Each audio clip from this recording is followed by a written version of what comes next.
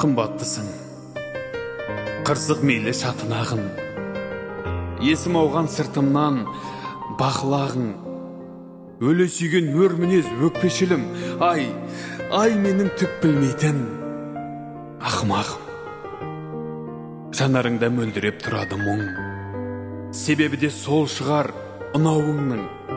Ессіз етіп бұртиған өкпешілім, Құдай бере салған нәп-нәзік жылауығым. Баққа мәңгі малуға тиістімін, өртейді жүрегімді жиыл ұшқының.